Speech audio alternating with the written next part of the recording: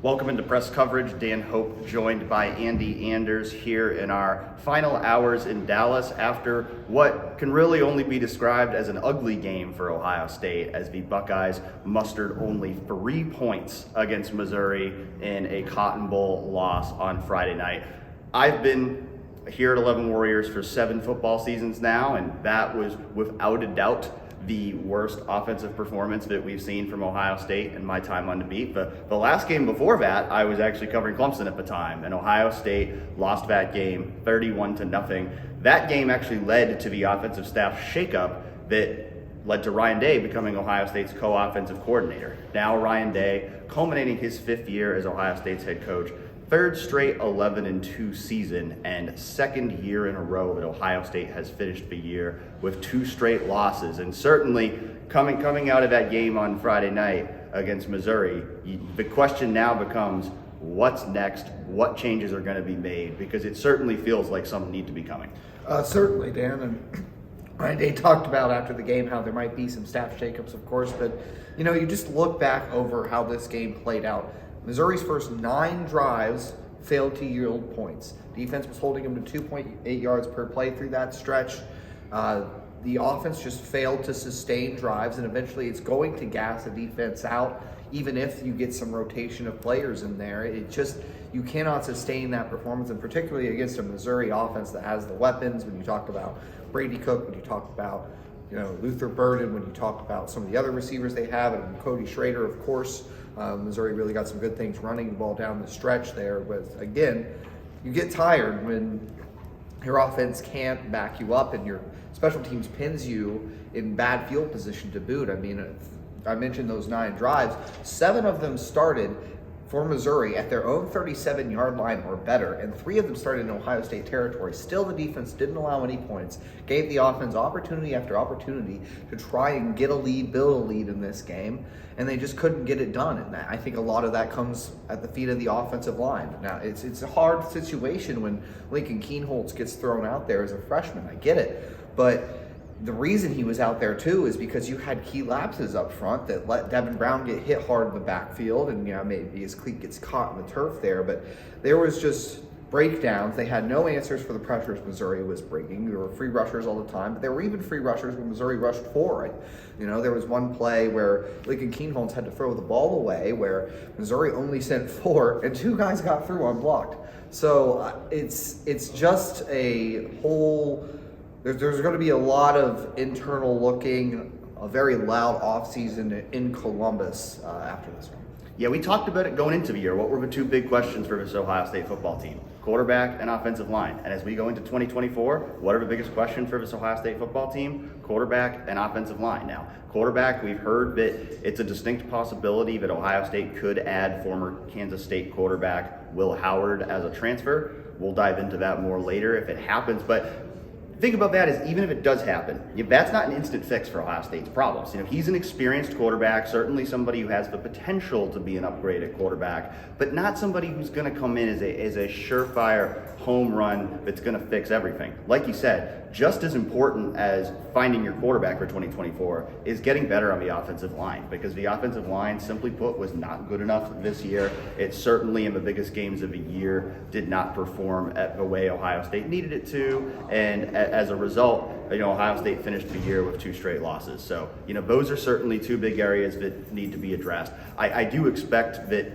there should be some offensive staff changes here. I think the biggest thing you would look at is potentially bringing in a new quarterback coach and potentially bringing in someone to call the offensive plays for Ohio State. We know that, Ryan Day has a great track record as an offensive coordinator, but the reality is now he's been a head coach for 5 years. There's more on a head coach's plate than there's ever been before, and I think you've seen it over the past couple years that that's taken a toll on his ability to continue to be an elite offensive play caller. And so I do think that, if I was Ryan Day, that's the first thing I'd be looking at in terms of offensive staff changes, is potentially bringing in someone who can coach for quarterbacks and who can call the offensive plays as a new offensive coordinator or / co-offensive coordinator with Brian Hartline. The other change that I think is pretty obvious at this point is they've got to make a move with special teams. Simply put, the special teams have not been good enough for Ohio State to justify continuing to pay Parker Fleming as a full-time special teams coordinator. And so I think that's certainly an area as well where I would be surprised if Ohio State does not make a change. Ryan Day did reference the special teams as not being good enough after the game, and it's, you had multiple mistakes on punt return, 3 special teams penalties in this game. Just when you're in such a tight defensive battle for 3 quarters, special teams are another thing that can swing it. The field position battle becomes very important, and Ohio State lost it because they have not been good enough on special teams the last 2 seasons. It has not been where it needs to be.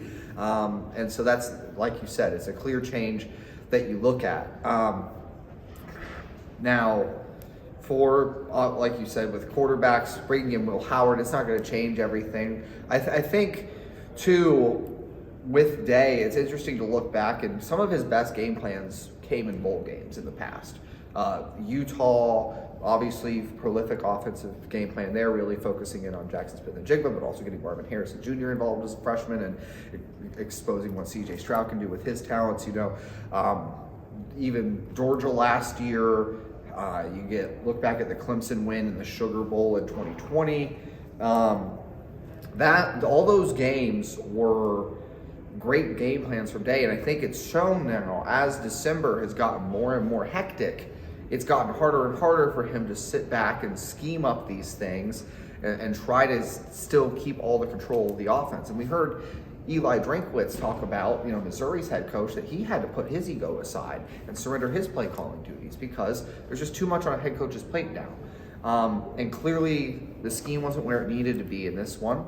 They didn't have enough of a game plan, enough of a way to address really the pressures Missouri was bringing up front. And it didn't help to have a little bit of a shuffle on the offensive line too, with Carson Hinsman being out, or not being out, but being replaced by Matt Jones at center, Enoch Ramahi going in at right guard. But even with the issues you have, the players were not put in the best position to succeed. There was no juice out there, I guess you could say. So definitely a clear change you need to look at. If it's not Brian Hartline, who you trust to call the plays next year, then you need to bring in someone who you do. I think this is going to be very much a make or break year coming up for Ryan Day. You look at it 3 years in a row, 11-2, which again, most schools would kill to go 11-2 3 years in a row, but most schools are not Ohio State, and they've had their free-stated goals every year.